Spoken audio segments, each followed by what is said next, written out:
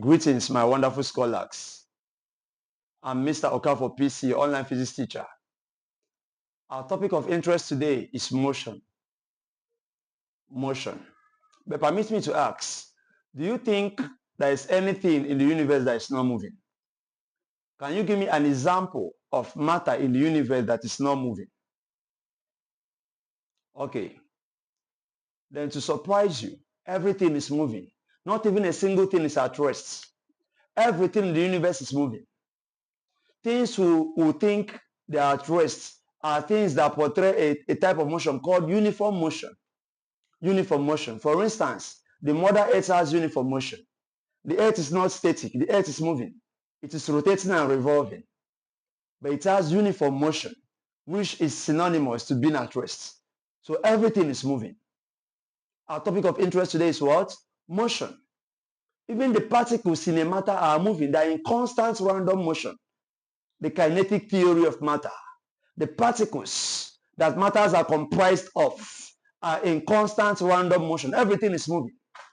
Even the theory, the most acceptable theory that explains the starting of the universe, Big Bang theory, explains that everything came from a tiny singularity, from a tiny dense particle that exploded and threw everything into motion. Everything is moving. Everything is moving.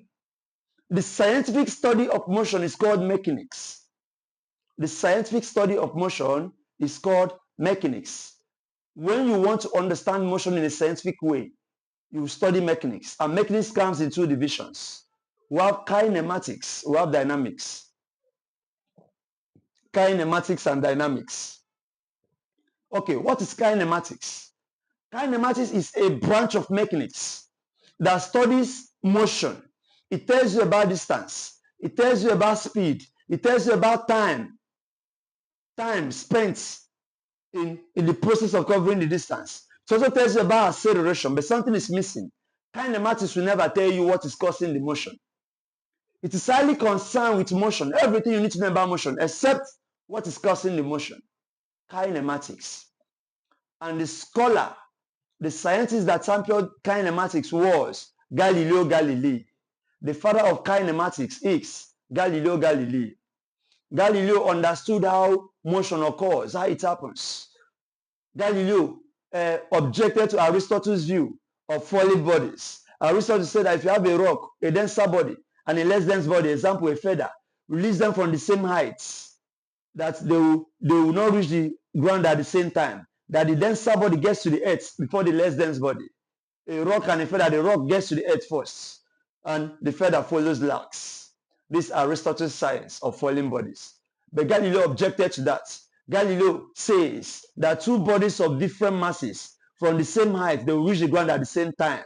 He propounded that the falling of bodies is independent of their masses.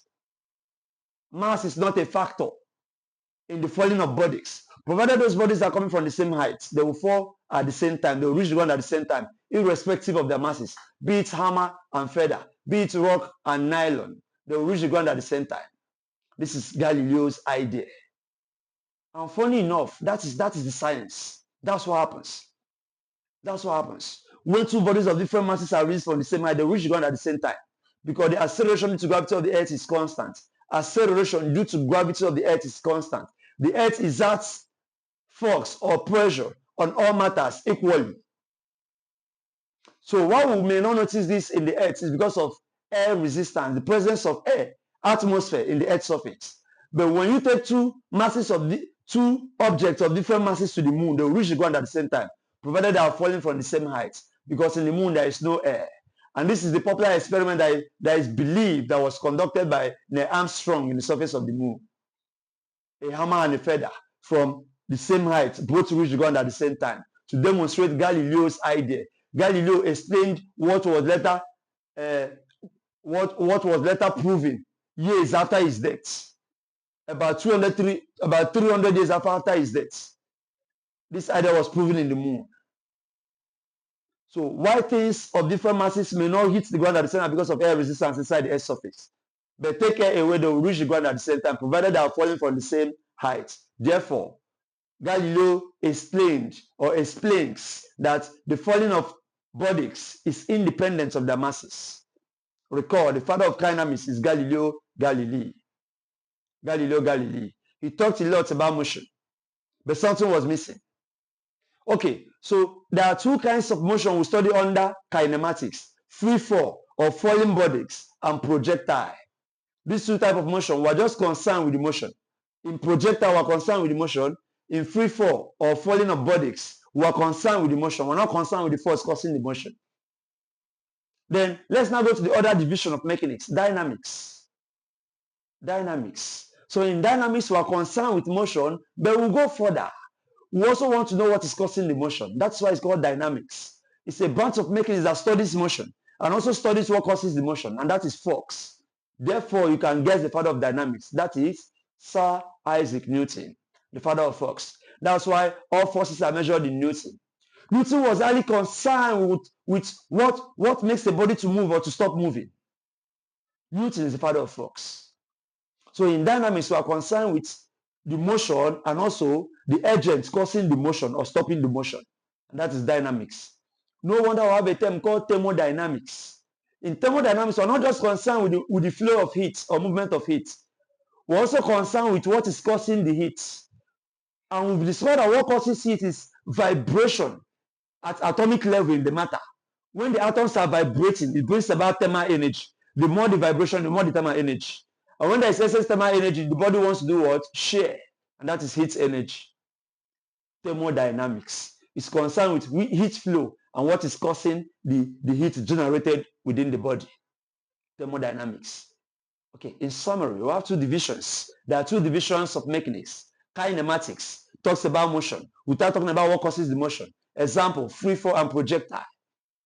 Then the other one, we have dynamics, which talks about motion and what causes the motion. Here we see Newton's work in detail, laws of motion, because all were centered on forces.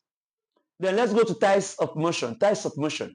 We have diverse types of motion, but we'll be concerned with 6 types of motion. Number 1 is translational motion or linear motion. Translational. In this type of motion, we observe motion everywhere around us. In a natural world, you see all manners of motion.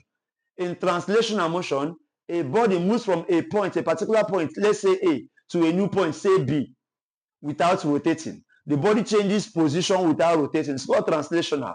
It's just like moving on a straight line, where a body moves from one point to another point without rotating. A good example is a car moving on the road. The car changes position without doing what? Rotating. The car as a whole changes from one point to another point without rotating. That's translational. Human beings also do that. We move from one point to another point without spinning or rotating. Translational motion. Then the second type of motion is random motion. Random. The word random implies there is no order. This is where a body moves disorderly or haphazardly. Or the particles in the body, they move randomly, haphazardly, or disorderly. They move in diverse directions. There is no specified direction. Random motion. A good example is smoke particles, gas particles, water particles, liquid particles. They all move randomly. They move haphazardly in diverse directions in the environment. Random motion. When you go to Market Square, observe people, you see a kind of random motion. They move helter-skelter, disorderly. But the interesting thing is that they actually know where they are going to be. When you look at them as a collective humans, you notice disorderly movements, random motion. But we're not concerned with people in physics. We're more concerned with particles in matter or matters of nature. Yeah, we're more concerned with non-living things.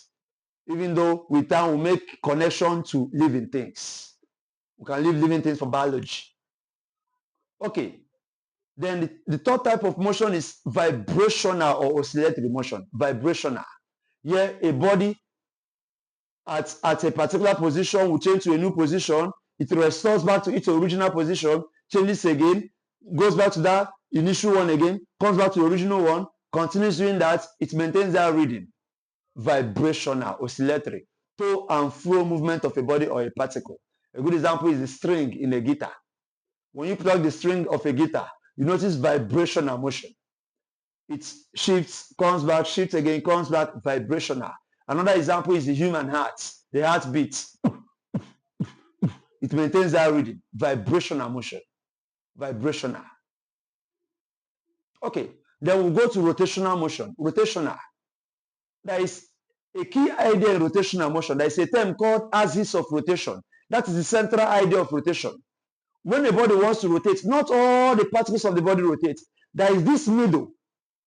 There is this central part in the body that does not rotate. That's the axis of rotation. It stands for rotation to occur. So in rotation, the body goes about its axis of rotation. The axis of rotation does not rotate. It is the hub. It starts for every other particle of the body to do what? To rotate or spin. A good example is the Mother Earth. The Mother Earth demonstrates rotational motion, which is the cause of day and night. The Earth rotates, causing day and night. The fan rotates. There is an axis that does not rotate in a rotating body, axis of rotation. No wonder there is an adage that says things fall apart when the center cannot hold. Things fall apart when the center cannot hold. So there must be a central point or hub that will permit others to do what? To rotate. Rotation, spinning, a body moving about its axis. Then the other type of motion, the fifth one is circular motion. Some students confuse circular motion with rotational motion. They are not the same. In rotational motion, there is a part that stands, the axis stands for every other particle to do what? To rotate about it, but it doesn't rotate. But circular motion, all the particles in the body describes a circle. Describes as an example, a car going about a roundabout. A car going about a roundabout is circular motion. The entire car goes about a circle. Okay, the rotational, there must be an axis that will permit others to rotate without it rotating. There's a popular question in external exams. They will ask what type of motion is demonstrated by the wheel of a moving car. There are two. The wheel of a moving car demonstrates rotational motion and translational motion. Take it again. When the car is moving, the wheel is rotating about its axis. Then notice the car doesn't stay one place. The car keeps on shifting. The axis itself is not rotating. So the axis is demonstrating, the middle of the wheel is demonstrating translational motion. It's going on a straight line. Whereas the wheel itself is rotating, but the axis is not rotating, it's just shifting. It's going translational. While the wheel, the other particles of the wheel go what? Rotational. So the wheel of a car, outside the middle, is rotational, but at the middle, it's translational, provided the car is doing what? Shifting or moving.